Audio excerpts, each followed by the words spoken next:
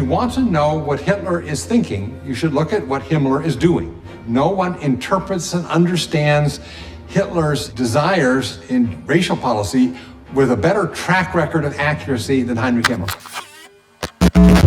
A turbulent and dark figure, founder of Nazism, cannot have an ending like anyone else's. The last days of Heinrich Himmler, which seem to come out of a Hollywood movie, are as dramatic and somber as the life that preceded him. As the collapse of the Third Reich approached, this sinister official found himself engulfed in a whirlwind of bewildering events which would be etched into the memory of the German nation. In today's video, we will examine the events that led to Himmler's arrest, as well as the consequences of his betrayal in the days preceding his capture. Join us on this deep and revealing journey towards the twilight of Nazi power and the final days of Heinrich Himmler. Welcome once again to Military History. On May 22, 1945, at the twilight of the Second World War, a British patrol in Bremervörde, northern Germany, encountered 3 individuals who raised suspicions. Although the conflict was nearing its end, fears persisted that some Nazis might attempt to reorganize or flee, so border controls were particularly vigilant. What alerted the English was the presence of a group of men dressed in elegant long coats. 2 walked ahead, while a third, with an eye patch and a much more disheveled appearance, followed closely behind. Constantly, the first 2 checked the presence of the one-eyed man, as if following his orders, arousing some distrust in the guards. Due to this suspicion, the suspects were detained. As they were taken to a checkpoint, the British guards requested their documents. The 3 detainees presented a form that German soldiers used to receive at the end of the war, detailing names, ranks, and dates of birth. The document of the man wearing the eye patch indicated that he was a sergeant named Heinrich Himmler. The subject, trusting in his low rank and the apparent authenticity of his document, hoped to go unnoticed. However, there was a very particular stamp on the paper. This mark would be the condemnation of the impostor, as British intelligence associated it with members of the SS trying to escape. The order from the Allied forces was clear: to detain at all costs anyone carrying that stamp on their document and those accompanying them. In this way, the 3 travelers were delayed. And the next day, the men were transferred to a detention camp. At that moment, Himmler, perhaps fearing that his false identity would not last long, desperately requested to see a higher-ranking officer. Unexpectedly, he removed the eye patch and revealed his real name.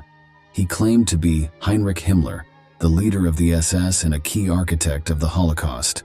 The British, completely stunned, began the interrogation to confirm his identity. If he was telling the truth, they were facing one of the most powerful men of the Reich, one of the most evil people of the 20th century. Before we discover if the man with the eye patch was indeed who he claimed to be, let us now tell you who Heinrich Himmler was, one of the most sinister men in modern history.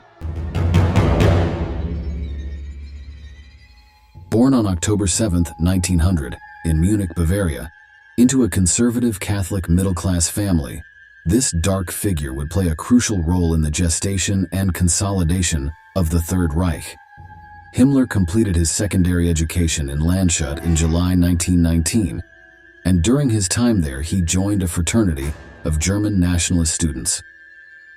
With this group, he immersed himself in reading Völkisch literature, a racist nationalist literature prevalent in the German far right during the interwar period. He then attended the Technical University of Munich, where he studied agronomy. There is no evidence of significant Nazi activities during his university years, but the seed of a sectarian person was beginning to emerge in some of his actions. By obtaining his university degree in August 1922, Himmler had already become a fervent discriminatory nationalist and political activist. Himmler, who came across as this sort of rather weak person, was in fact one of the most evil and one of the strongest people in the creation of this racial horror nightmare that was created by Nazi Germany. In August 1923, he joined the National Socialist Party, and devoted the rest of his life to the Nazi cause. On November 9, 1923, Himmler participated in a famous proto-Nazi assault and demonstration alongside Adolf Hitler, Ernst Röhm, Hermann Göring, and other future leaders of the Reich, which marked a milestone in his commitment to the totalitarian movement. In the tumultuous post-war period in Germany, the Weimar Republic struggled to stabilize from rampant inflation that pushed the nation to the brink of collapse. It was in this tumultuous context that Hitler and Himmler, backed by the SA, which were the Nazi stormtroopers of that time, decided to carry out the famous Beer Hall Putsch. On the night of November 8th, they stormed a meeting at the Burger Bräukeller, a brewery in Munich, where the Bavarian leader Gustav von Kahr was speaking to a diverse audience. In a bold act, Hitler took to the stage, fired a shot into the ceiling, and proclaimed the beginning of a national revolution, calling on those present to overthrow the government. Himmler and the Führer believed they could channel social discontent and start an effective uprising. However, the attempted coup d'etat did not go as planned. Police and government forces crushed the revolt the next day. Hitler was injured and subsequently arrested, while Himmler managed to escape temporarily. Although the Beer Hall Putsch was an immediate fiasco, it marked the beginning of Hitler's meteoric rise and, less obviously at that moment, of Heinrich Himmler's. This event laid the ideological foundations for Nazism, and despite the legal consequences for Hitler, solidified his status as the undisputed leader of the movement. After the arrest of the Führer and the subsequent banning of the party, Himmler continued to support the Nazi cause clandestinely. Following the failure of this event, the lieutenant consolidated his reputation as a skilled speaker and organizer within the party. His speeches emphasized the importance of racial consciousness, the cult of the German race, the need for expansion, and German settlements. He also encouraged the fight against the so-called eternal enemies of Germany. These groups included Jewish Capital, a group of successful Hebrew entrepreneurs, Marxism, socialism, communism, and anarchism, liberal democracy, and Slavic peoples.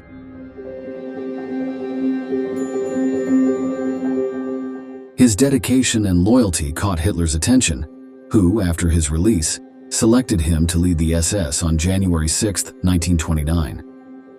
It was an organization that originally served the purpose of the personal protection of the Nazi leader. With Himmler at the helm, these paramilitary forces evolved from a simple escort unit into a vast and fearsome organization, involved in activities ranging from the internal security of the Führer himself to the management of concentration camps. Himmler stood out for his ability to organize and administer the regime's power efficiently, thus contributing to the growth and influence of the SS within the structure of the Third Reich. At that time, the SS had a modest figure of 280 members. However, far from seeing this humble beginning as a limit, Himmler envisioned the possibility of transforming them into an elite force for the Nazi Party. By the time of Hitler's rise to power in January 1933, the SS had already grown significantly and numbered over 52,000 members. Under the leadership of this sinister figure, the Schutzstaffel acquired crucial roles related to the party's long-term goals, focusing on internal security and the preservation of racial purity.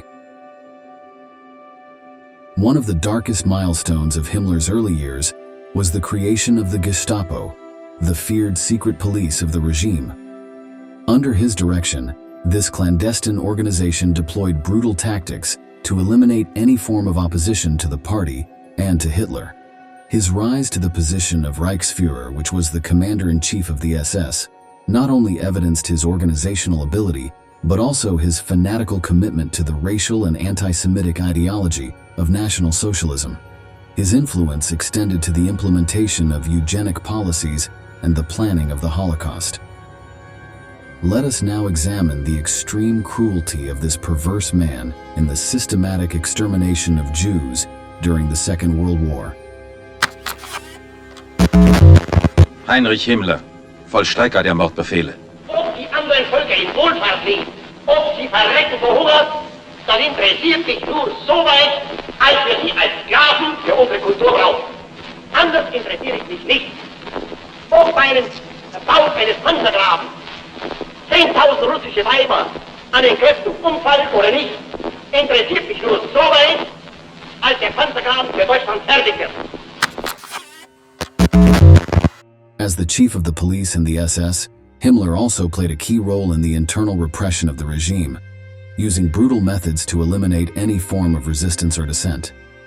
His involvement in the planning and execution of events like the Night of the Long Knives in 1934 reflected his willingness to eliminate internal political rivals. His influence left an indelible mark on the horrors of Nazism, and his role in managing the repressive and genocidal machinery of the Third Reich placed him among the most notorious perpetrators of war crimes and human rights violations.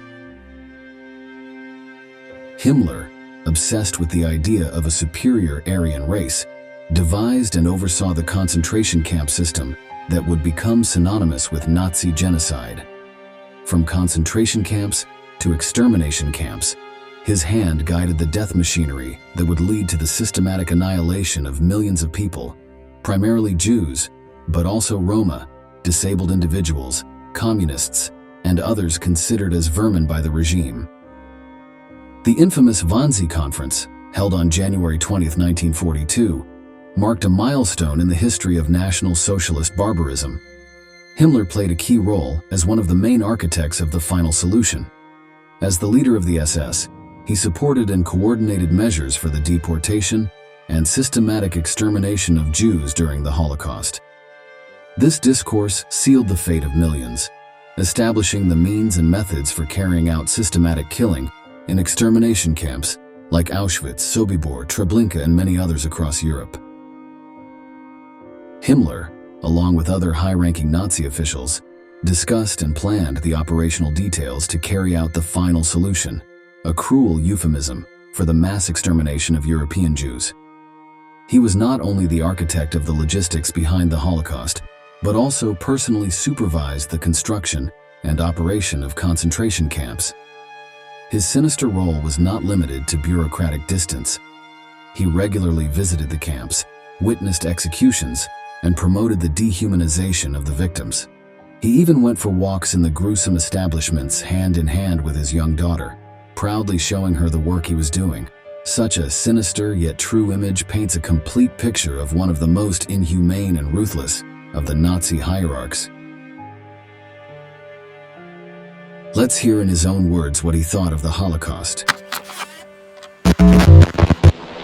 Ich will auch ein ganz schweres Kapitel nennen. Ich meine die Ausrottung des jüdischen Volkes. Es gehört zu den Dingen, die man leicht ausspricht. Das jüdische Volk wird ausgerottet. Das hat in jeder Partei genossen. Ganz klar steht in unserem Programm drin, aus Saltung der Juden, Ausrottung machen wir Kleinigkeiten. Von euch werden die meisten wissen, was es heißt, wenn 100 Leichen besser mit liegen. Wenn 500 da liegen oder wenn 1000 da liegen. Und dies durchgehalten zu haben und dabei anständig geblieben zu sein, ist ein niemals genanntes und niemals zu nennendes Ruhmesblatt. As the Second World War drew to a close, Himmler found himself increasingly trapped in the spiral of Nazi decline. In April 1945, with enemy forces inexorably advancing towards Berlin, he sought to negotiate the surrender of the Third Reich with Great Britain and the United States. In secret, he initiated peace talks with the Western Allies and, surprisingly, even attempted to negotiate with the Jews through Count Folke Bernadotte, a Swedish diplomat. However, his efforts were in vain as the Allies insisted on unconditional surrender. The gravest aspect of the negotiation for Himmler was not the Allies' refusal, but rather that this agreement was carried out behind the Führer's back. The betrayal of Hitler was plotted in secret, as a conspiracy to seek a way out of the inevitable collapse of the Third Reich. His most loyal follower from the beginning desperately sought to avoid the consequences of war crimes and impending trials with the German defeat. he sought to establish a peace agreement that would preserve his own life. In the winter of 1944 and 1945, he devised using prisoners from concentration camps as bargaining chips to initiate such talks. However, Himmler's attempts proved futile as the Allies refused to negotiate with someone so closely tied to Nazi crimes. The news of the negotiations reached Hitler during the advance on besieged Berlin on the night of April 28th to 29th, 1945. In one of his last official acts, Hitler dismissed Himmler from all his positions and ordered his arrest. Furious at his attempt to negotiate an agreement, he considered treason at a critical moment for the Third Reich. This episode shed light on the internal tensions within the Nazi elite and the desperation that gripped some of its top leaders as they faced imminent collapse.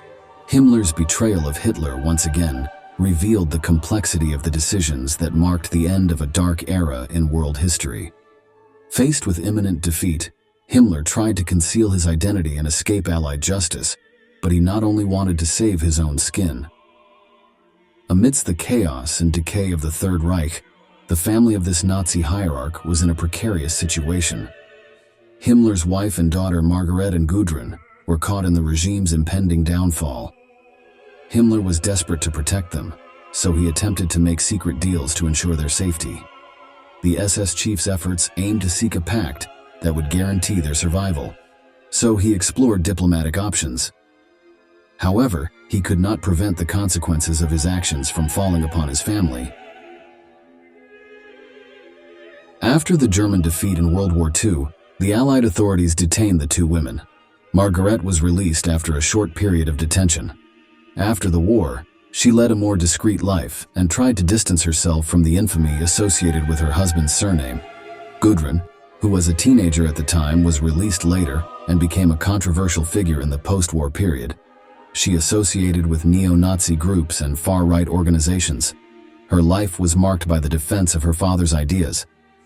This episode, in the midst of the last days of the Third Reich, sheds light on the complexity of family relationships within the Nazi hierarchy, and it gives an account of the desperate decisions that some of its leaders made to try to preserve their loved ones.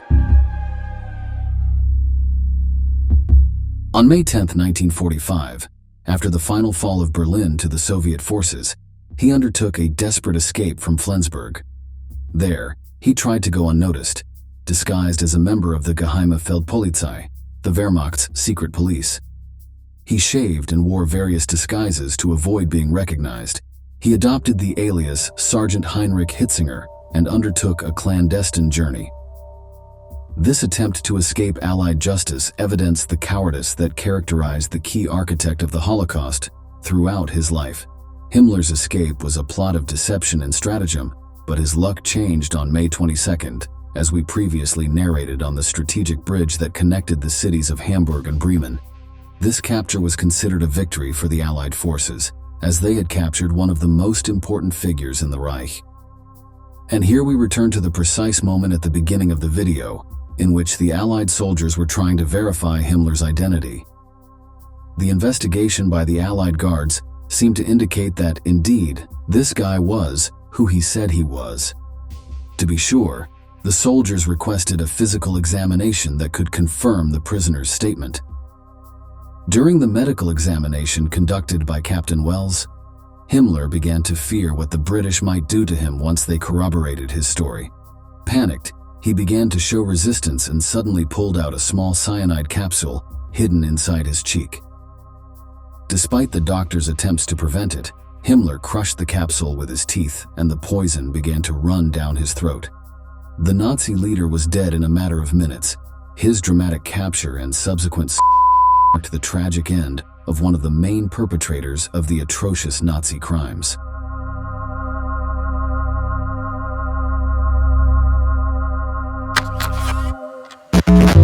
The once most powerful man, after Hitler, joins the army of defeated German soldiers. He is sent to a British camp for German prisoners of war, further unrecognized. Then he reveals his identity and is taken to the headquarters of the British Security Service in Lüneburg. A military doctor is to examine him. As the doctor checks his mouth, Himmler bites down on a cyanide capsule. The murderer of the century dies on May 23, 1945. His body is buried by the British near Lüneburg. The exact spot is unknown.